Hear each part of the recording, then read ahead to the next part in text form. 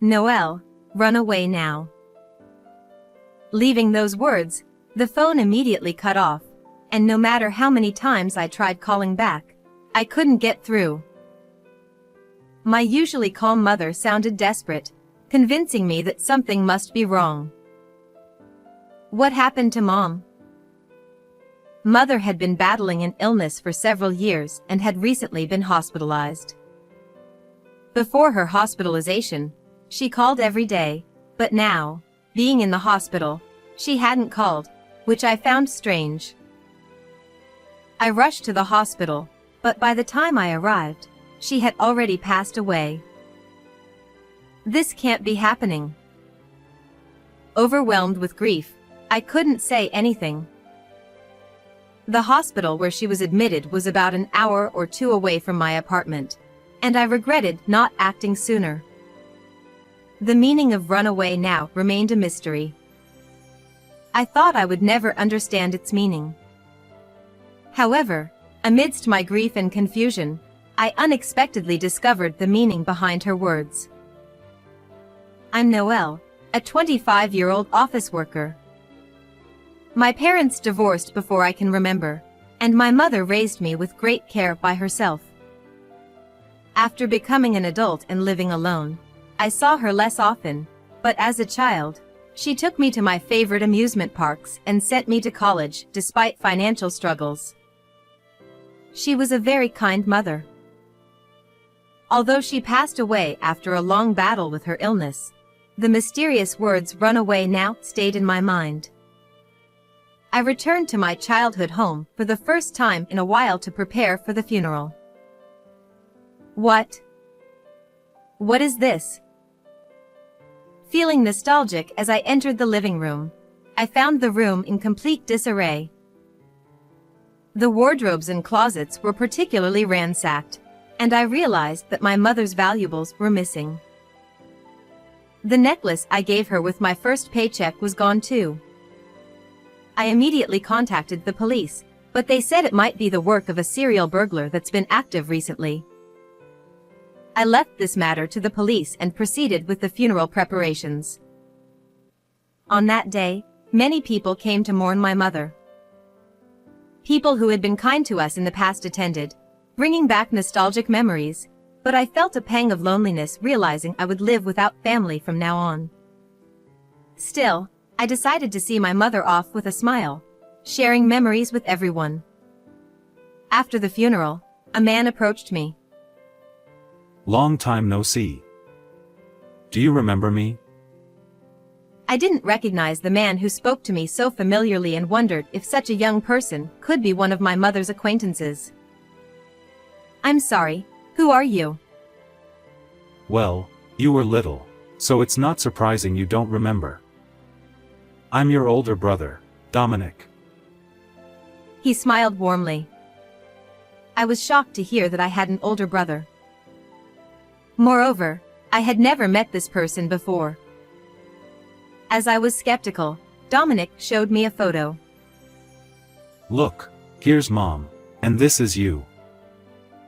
That is definitely my mother when she was younger. The woman was unmistakably my mother, and the child next to her looked just like Dominic. It seemed true that he was my brother, and I was happy to know I had family. But why had Mother hidden his existence from me? But I never knew I had an older brother. I see. It must have been hard losing Mom. But now I'll be here to support you. With his words, I nodded. Yes. But the questions remained. I had often wished for siblings when I was young. It seemed unlike my mother not to find a way for us to meet. Maybe she had her reasons. I tried to convince myself of this and suddenly thought of something else to ask. By the way, what about Dad? Didn't he come? Oh, Dad said he has nothing to do with us anymore and didn't come. I see. I hope I can meet him someday. Dad's a terrible person. He practically abandoned you and Mom. Even though they divorced, it seemed cruel for him not to attend her funeral. Dominic continued to check on me, often inviting me out for meals. During one of these outings, he told me that after the divorce, Dad frequently asked Mom for money, and he was worried that he might come after me next. Dominic seemed very concerned about me, and having a brother felt reassuring. However, I was soon to discover a shocking truth during the process of sorting through my mother's belongings. About a month after the funeral, while finishing up the organization of her belongings, I found a notebook in a dresser.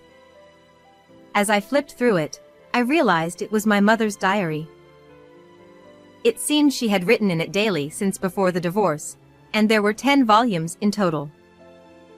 Feeling a bit guilty, I opened it. Seeing her neat handwriting brought tears to my eyes. Dominic came to visit. Even though we had agreed never to meet again as per my ex-husband's conditions, I was so happy that I secretly gave him some pocket money. I couldn't help but chuckle. It was endearing to see such interactions that I was unaware of, but the tone gradually changed. Dominic visited again today. But he just said, "Give me money," and left. I began to feel uneasy about my brother's behavior as described by my mother. His actions were increasingly troubling. Today, Dominic threatened me and I gave him money again. Indeed, it was written in my mother's handwriting. What does she mean by threatened? It gave me a bad feeling. When I refused to give him money, he said hurtful things. Today, he told me, "Your only worth is your money." The trembling handwriting made it seem all too real. Why would my brother say such things? I'm enduring it because it's his rebellious phase. As I read on, trying to understand her perspective, I stumbled upon a horrifying entry. Today, when I refused, he brought a knife from the dining room and threatened me. I was so scared that I gave him the money. I know I shouldn't keep doing this, but what can I do? I couldn't believe what I was reading. I was horrified by my brother's true nature and felt ashamed for not realizing it sooner. The person described in the diary seemed like a different person from the brother who had kindly smiled at me. Even though we live apart, he's still my precious son. I can't go to the police because it might be due to the divorce. Her words squeezed my heart. I understood her feelings, but I couldn't see someone who threatened my beloved mother with a knife as my brother anymore. He said he'd extort money from my sister too. I can't let that happen. It seemed she kept his existence a secret to protect me, but her diary revealed everything. I have to protect her from Dominic before I go. Surely, the phone call that day was meant to warn me about my brother. She must have been afraid he would harm me. Thinking about how he tormented my mother and attended her funeral with a straight face made me furious. Holding my mother's diary, I decided to take revenge on my brother. Why did you call me here so suddenly? I have something to tell you. 3 days later, I invited my brother to the house. Being alone with someone who once used a knife to threaten my mother seemed dangerous, but I had a plan. I know what you did to Mom. When I said that, he widened his eyes slightly in shock, but quickly returned to a composed demeanor. He intended to keep denying it no matter what. What are you talking about? Don't play dumb. You were extorting money from her, threatening her. No, I don't know anything about that. He had no intention of admitting it and continued to play the role of the kind brother. Realizing this wouldn't get anywhere, I decided to perform a little act to get him to confess. Before she died, she told me everything. I pretended not to know to get back at you. Hearing this, his attitude visibly changed. Huh. He sighed, slouched in his chair, and looked at me with annoyance. So, you found out. Huh. Why did you threaten her and even use a knife? To my question, he responded, And after a mock thoughtful pause, stress relief? he said with a smile. There wasn't a hint of guilt in his expression, as if he believed he had done nothing wrong. She never went to the police because she was thinking of you. Of course not. I'm her son. I was just getting pocket money. He said without a shred of remorse. I felt dizzy. I couldn't believe this man was my blood brother. I'm going to the police. Huh. They won't listen to you without evidence. I have evidence. Saying this, I pulled out her diary. She wrote everything down in here. I could just tear that up right now. There are many more diaries and pieces of evidence she left. Destroying this one won't help. His face twisted. Realizing he couldn't easily erase the evidence, he began trembling with anger. So, I just have to stop you from going to the police? Shouting, he kicked his chair and started knocking things off the shelves. The room became a mess as vases and cups shattered. Once he had knocked everything over, he ran to the dining area and grabbed a knife, slowly approaching me. If you agree to be my cash cow, I'll let you go. At that moment, the sound of a police siren echoed nearby. He seemed to be very afraid of the police, looking around in panic. When the police entered the house, he was still holding the knife, looking bewildered. Why are the police here now? He shouted in frustration. He seemed shaken by the presence of the officers in the living room. I asked them to come. Huh. He looked at me dumbfounded. I decided to reveal the big part of my act.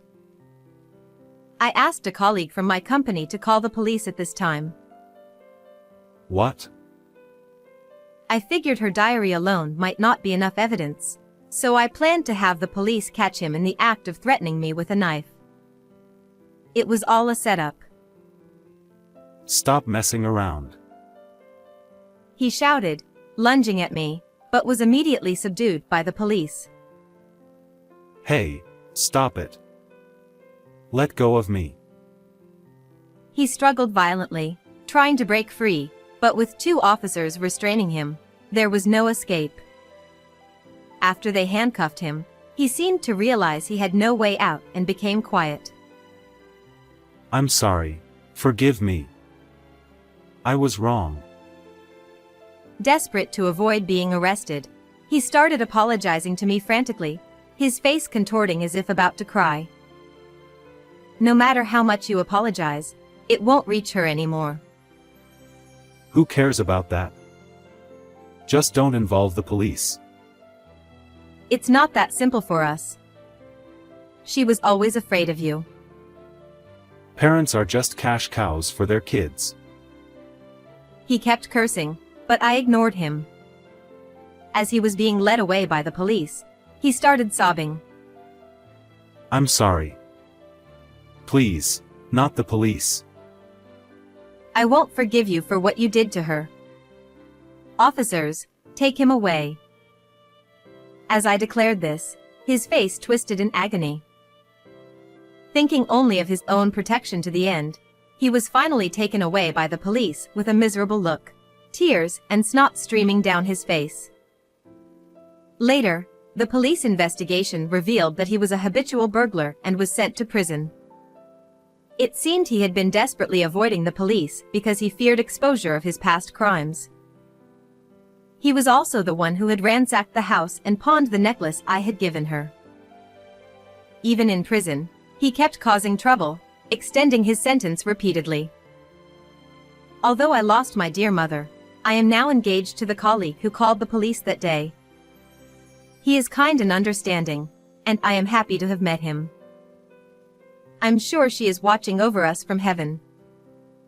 When we visit her grave together, I know she will be happy for us. How did you like this story? Please subscribe to the channel. See you in the next video.